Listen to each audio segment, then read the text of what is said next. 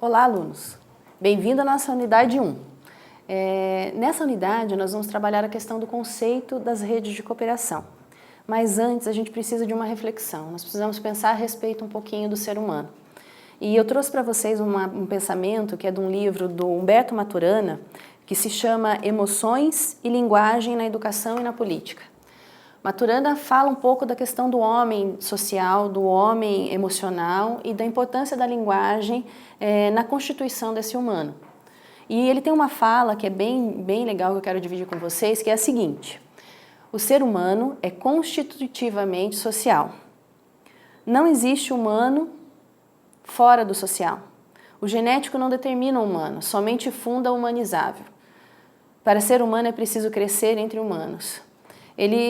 Maturana coloca isso para que a gente possa refletir um pouquinho sobre o quanto nós necessitamos das relações sociais no nosso dia a dia e de que forma nós já, mesmo sem perceber, já trabalhamos, já temos a nossa família constituída em rede.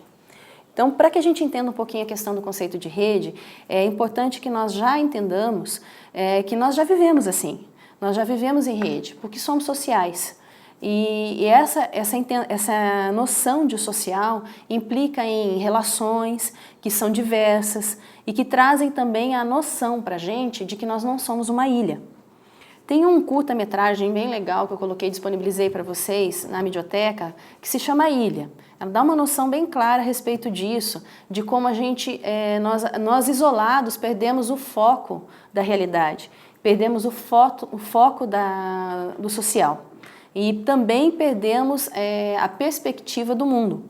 Então, enquanto homem social que convivemos, mantemos relações com a nossa família, os nossos relacionamentos pessoais, no nosso trabalho, no dia a dia, no vizinho, na compra do mercado, essas relações elas impactam numa maneira de pensar. A rede, normalmente, ela traz isso para a gente, traz a noção de que nós temos que ter a condição de avaliar essas relações e de fazer a gestão dessas relações de uma forma colaborativa e até cooperativa. Nós falamos muito de diversidade no contexto de rede, e isso é preciso entender. O conceito de diversidade, ele é natural da rede, porque a construção do sonho coletivo, que é colocado por Dolabella, implica também a gente entender o outro dentro da sua realidade, da sua essência, independente de qualquer outra característica, variável, como vocês preferirem chamar. Ou seja, Dolabella acredita no ser humano legítimo, independente de raça, cor, credo, gênero, renda, classe. E para a rede de cooperação, o entendimento da diversidade, o entendimento de se atuar a diversidade, de conviver em rede, respeitando a diversidade, é essencial para aquilo que ele chama de empreendedor coletivo, que é onde a gente vai chegar até a terceira unidade do nosso trabalho. Quando nós falamos de rede de cooperação, nós precisamos ter um pouco da ideia de cooperação. E no nosso caso, de cooperação empresarial. A ocorrência dessas múltiplas formas de cooperação produtiva e até dos relacionamentos que nós mantemos no nosso dia a dia, faz com que a gente que nós criemos mecanismos de gestão dessas redes. Nós normalmente temos os nossos mecanismos de defesa, enquanto humanos que somos. Mas nas redes de cooperação, quando nós nós trazemos esse cotidiano para um ambiente um pouco mais organizado, das organizações do nosso trabalho, por exemplo, que são regrados, que têm compromissos específicos, nós temos que trabalhar a questão da cooperação através das redes e da cooperação por meio de mecanismos, para que a gente possa conhecer um pouquinho mais e para que a gente possa trabalhar de forma até estratégica esses relacionamentos e essas redes. Na verdade, as redes de cooperação, elas são estratégias que surgiram para que as empresas, para as organizações e para que as instituições pudessem se organizar de alguma forma, para que elas pudessem manter os seus relacionamentos de maneira satisfatória e atendendo a objetivos claros, que são objetivos comuns. Portanto, a rede de cooperação, o trabalhar em rede, na verdade é uma estratégia, ou seja, uma ferramenta que as organizações utilizam para empoderamento. Quando nós falamos em empoderamento, nós estamos falando em eliminar fatores que de repente nos colocam as instituições em situações de debilidade ou de falta de competitividade, para que a gente possa reorganizar o nosso centro e aí ganhar vantagens competitivas. Isso pode ser aplicado no dia a dia, quando a gente se organiza até para tomar uma opinião pública, uma decisão, para exigir direitos, mas nas redes de cooperação, ela acontece de maneira um pouco mais organizada, por meio de ferramentas e mecanismos que nós vamos estar conhecendo no decorrer da disciplina. O importante hoje é compreender que as redes, para que a gente possa visualizar um pouquinho mais as redes, elas têm um formato. Um formato que ele auxilia no entendimento de como funcionam as redes. Elas também têm regras, elas não são aleatórias ou acontecem da forma como qualquer um queira. Vamos pensar que as redes de cooperação, elas são um agrupamento de empresas com objetivos comuns, que determinam o fato delas estarem juntas. Imagine que, como a gente já comentou, são formadas por pessoas e que as próprias empresas são diversas entre si. Imaginam as pessoas que compõem essas empresas, o quanto são diversas e quanto esses interesses e esses objetivos podem também divergir um entre o outro. Essa diversidade, por incrível que pareça, ela é sadia para a rede de cooperação, ela enriquece o relacionamento, mas ela precisa de gestão, ela precisa de uma organização. Para isso, nós desenhamos as redes de cooperação como se fosse uma teia, ou melhor até, como se fosse uma constelação. Se você pensar numa constelação, e eu vou apresentar para vocês o desenho mais ou menos de rede, e que em cada constelação elas são ligadas por pontos, por linhas, e essas constelações, imagine como sendo as organizações, as empresas, nós começamos a visualizar um sistema de rede onde as pessoas, elas participam de pontos, elas estão em locais específicos, que são estratégicos, e elas também estão ligadas dependendo da atividade ou do objetivo entre elas. Existe também um fluxo. Esse fluxo é como ocorre a transmissão, ou o compartilhamento, ou a cooperação, tanto de informação, que é muito importante na rede de cooperação, por conta da diversidade. Nós vamos entender um pouquinho isso quando a gente falar sobre os conflitos que acontecem, que são naturais das redes, quanto também para determinar a organização dessas ideias, dessas informações e desses bens. O trânsito desses bens acontece por meio dessas ligações. Nós chamamos, no caso, essas constelações, ou nós, ou pessoas, de nós, na verdade. É um termo que a gente utiliza para designar a organização dentro de uma rede. Então, os nós, eles não têm necessariamente um grau de importância muito maior, mas eles têm funções. E essas funções determinam, sim, o grau de importância para a sobrevivência, não do indivíduo ou organização, mas sim da rede como um todo, ou seja, todos estão interligados. É como se os nós fossem as constelações interligadas no espaço por linhas imaginárias, que são onde circulam os fluxos, que são as ideias, as informações, os bens e tudo mais para que a gente possa organizar e compreender como que é a forma de atuação da rede. Então, se a gente pensar então num conceito de rede de cooperação, para que a gente possa entender melhor e até determinar como trabalhar, eu gosto muito do conceito do Balestrin e do Verschoor, onde eles dizem que as redes de cooperação empresarial, elas são organizações compostas por um grupo de instituições que se relacionam com objetivos comuns, sendo um modelo organizacional dotado de estrutura própria e práticas de cooperação adequadas e novas. Quando nós falamos um pouquinho sobre as práticas de cooperação adequadas e novas, nós falamos um pouquinho da questão do empreendedorismo. Então, como que a rede de cooperação empresarial participou, em que momento começou a participar do empreendedorismo? Na verdade, essa solução nova de se organizar e de ganhar força, de se empoderar, como a gente já disse, eu já comentei com vocês, ela veio da necessidade de se competir no mercado. e de fortalecer as relações para que você pudesse ou reduzir custos de uma maneira geral ou ganhar força de competição. As duas formas, na verdade, empoderam a questão da competitividade, geram força competitiva no mercado. Mas se você pode pensar enquanto um modo inovador e empreendedor, uma metodologia, uma ferramenta para que você possa reduzir custos, e você pode também imaginar como uma forma até de prospectar novos mercados ou de empreender novas estratégias de marketing, financeiras, de recursos humanos dentro das organizações. Quando nós falamos das redes de cooperação como uma ferramenta inovadora de empreender o sonho coletivo, nós precisamos entender algumas características que são intrínsecas às redes. As redes, elas são um mecanismo vivo, elas têm, os nós normalmente são instituições.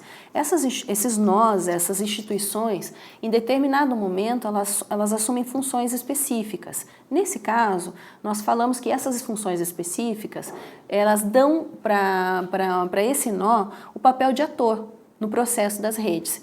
Então, os nós podem ser atores que trabalham o conjunto todo e com funções específicas dentro das redes, respeitados os fluxos, que nós já vimos, e as ligações que existem entre essas empresas, que são pré-determinadas quando há a constituição de uma rede, quando as pessoas se sentam para organizar uma rede de organizações. Agora, imagine enquanto nós já falamos um pouquinho da questão da diversidade, nós já falamos um pouquinho da questão do humano, imagine o quanto pode ser difícil lidar com as relações humanas entre as pessoas. Imagine entre as empresas que são compostas por várias pessoas diferentes, né? Quando nós pensamos assim, nós precisamos compreender que uma das características essenciais para o bom relacionamento dentro das redes de cooperação, para que haja essa tão preconizada cooperação, é o entendimento de que existem, cada organização e cada membro dessa organização, eles possuem valores que são próprios, são naturais de cada instituição. As instituições, elas por si, elas já compreendem valores específicos, que estão muitas vezes atreladas à sua missão, à sua visão de futuro na sociedade onde ela se encontra. Só que a gente precisa ter um pouquinho de cuidado quando a gente olha e fala assim, mas como eu vou me organizar em rede de cooperação, que é uma palavra que a gente entende como um cooperar com o outro, né, numa relação ganha-ganha, onde todos ganham, e os interesses que são próprios.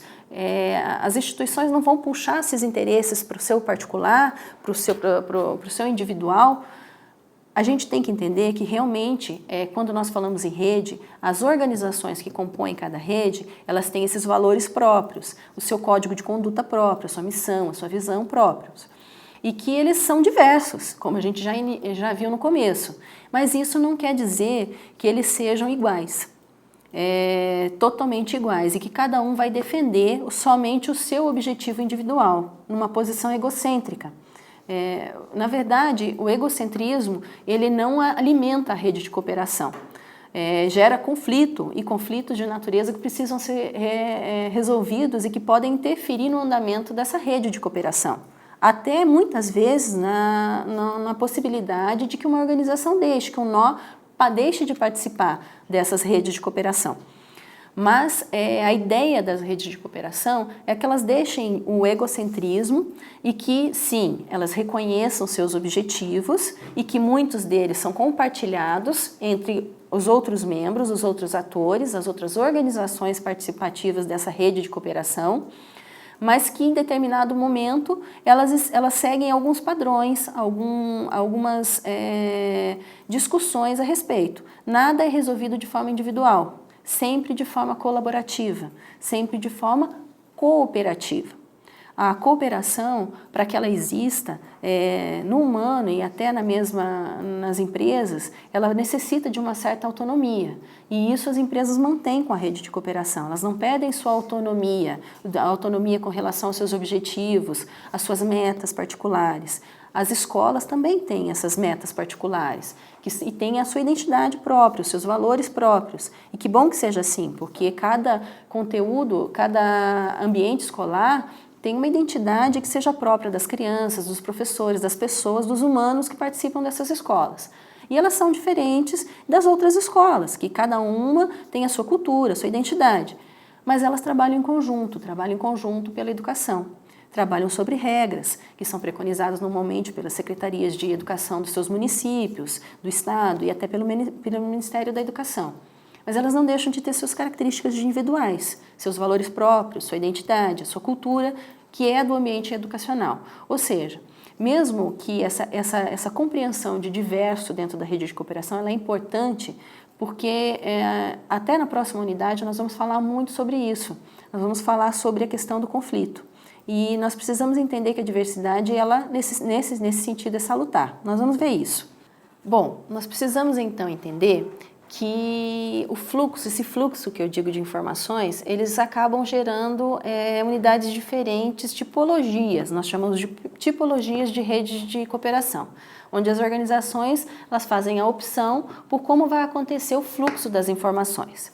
Existem redes de cooperação que são horizontais e outras que são verticais. Nas verticais, se vocês pensarem numa posição de cima para baixo, vocês vão entender que mais ou menos nós teríamos fornecedores de matéria-prima, que são ligados a empresas produtoras, que são ligadas a distribuidores, canais de distribuição, empresas de varejo, até compreender especificamente o produto ou o serviço chegar no consumidor final. Quando nós falamos das redes horizontais, nós falamos de um formato que não é bem o que nós conhecemos de horizonte. É um formato onde as empresas elas estão todas no mesmo nível e mantêm relação dependendo do fluxo do ator em si. Então, quando a gente fala de um grupo de empresas que se organizou e que tem fornecedores, que participam também da mesma questão da cadeia produtiva, matéria-prima, bancos, instituições universitárias, serviços de transporte, que são serviços de logística, e o próprio mercado consumidor, nós falamos que, de uma determinada maneira, não há um fluxo reto, linear, que liga um ao outro, mas sim fluxos que são organizados para que essas instituições, esse grupo de empresas que se uniu, tenham empoderamento e capacidade competitiva. Então, os fluxos eles não seguem uma ordem linear. Em um determinado momento, por exemplo, as instituições universitárias, elas podem tanto auxiliar, que são vinculadas a essa rede de cooperação, elas podem cooperar. Vincular, vamos substituir por cooperar. Podem cooperar com os fornecedores, quanto podem cooperar com um grupo de empresas em si, no desenvolvimento de novos produtos e serviços, por exemplo, como também podem cooperar até com o desenvolvimento de matéria-prima mais sustentável. É um exemplo. Então, as redes, as tipologias das redes, elas variam muito como o fluxo da informação, dos bens e da organização delas é colocado. Então, quando nós falamos da questão dos fluxos, da tipologia das redes, a gente começa já a visualizar as redes prontas, começando a ter uma ideia de redes prontas. Porque quando eu falo de grupos de empresas que se organizam, por exemplo, para um determinado fim, nós começamos a visualizar algumas redes que vocês já conhecem, como redes de fornecimento, que são algumas cooperativas que se organizam para fornecimento de matéria-prima para algumas instituições. Elas também se organizam, as próprias cooperativas, em redes para trabalhar também a industrialização de determinados produtos que eles mesmos organizam entre os produtores.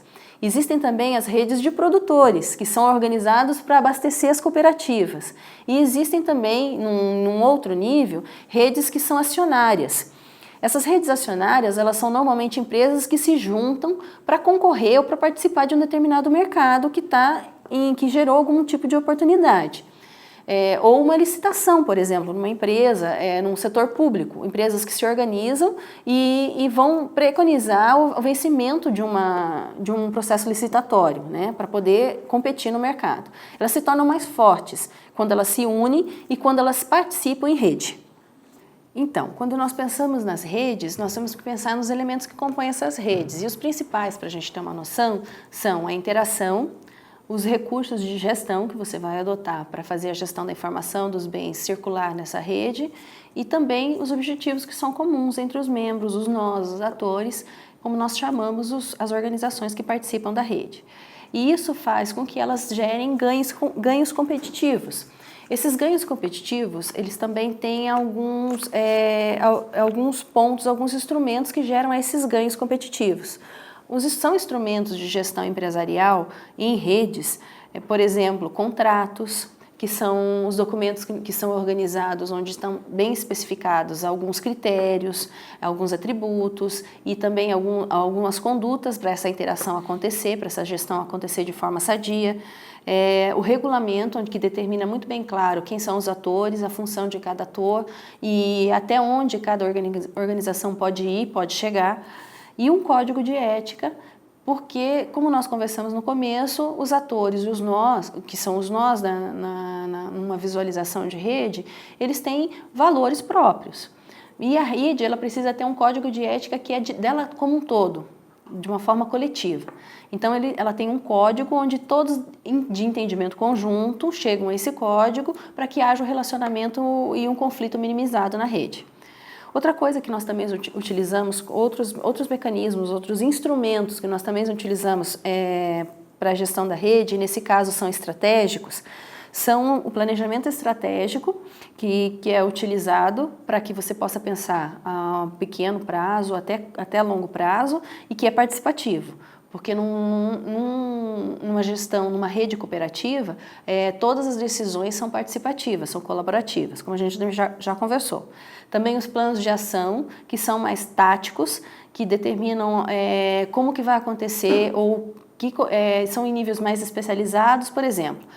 O plano estratégico, ele é mais para direcionamento de mercado, de tendências, de ações mais estratégicas. Os planos táticos, eles compreendem mais ações específicas de grandes áreas dessas redes de colaboração, como, por exemplo, são grandes áreas de uma empresa e de uma rede de colaboração, o setor de marketing, o setor de recursos humanos, o setor financeiro. Então, cada setor desse tem um plano de ação que corresponde a esse planejamento estratégico que se pretende com a rede de cooperação. Além disso, existem também as equipes de implementação estratégica, que é o setor que vai fazer com que esse planejamento, com que esses planos táticos dessas áreas aconteçam efetivamente e que se conversem, para que não haja, para que eles atuem de forma integrada, né, visando os objetivos que estão especificados no plano estratégico.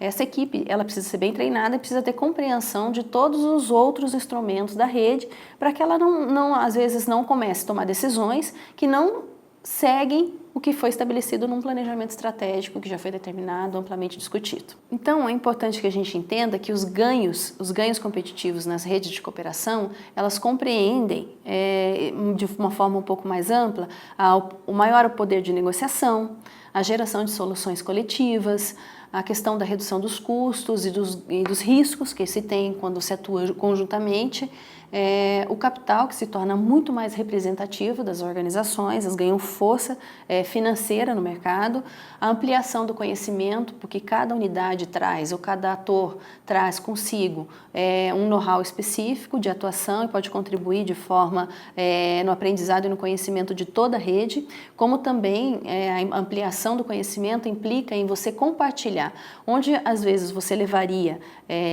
um treinamento para cada organização, para cada instituição, em rede ele acontece de forma integrada e já organiza os objetivos que são comuns aos membros, aos nós dessa rede. Outro ganho competitivo com as redes de cooperação é a inovação, que ela passa a fazer parte do processo de gestão da rede. Para que seja competitiva, para que possa ganhar mercado, força e para que esse capital que é fortalecido com a rede possa entrar no mercado de maneira empreendedora, a inovação deve fazer parte desse processo. Então, a criatividade e a inovação sempre de forma colaborativa, ou seja, organizada em grupo. Bom, com isso, a gente chega ao final da nossa unidade, da unidade 1, onde a gente tentou delimitar a questão do conceito das redes de cooperação e de rede de cooperação. A gente conseguiu ver também um pouquinho dos instrumentos e dos ganhos que nós temos com as redes de cooperação de forma mais abrangente. Importante que você, para complementar esse conteúdo, para que você possa ampliar o seu conhecimento, que você também acesse o e-book, lá da página 1 até a página 6, tem um material que pode ajudar, esse material também está na Midioteca, e que vocês leiam a unidade 1 do livro, da página 1 a 27. Eu também recomendo que vocês se organizem para a atividade que está prevista para entrega dia 15 de novembro, na página 27 do livro. Dê uma olhadinha, é bem simples, bem tranquilo de fazer. E eu aguardo vocês no fórum. Não esqueçam de utilizar também para tirar dúvidas.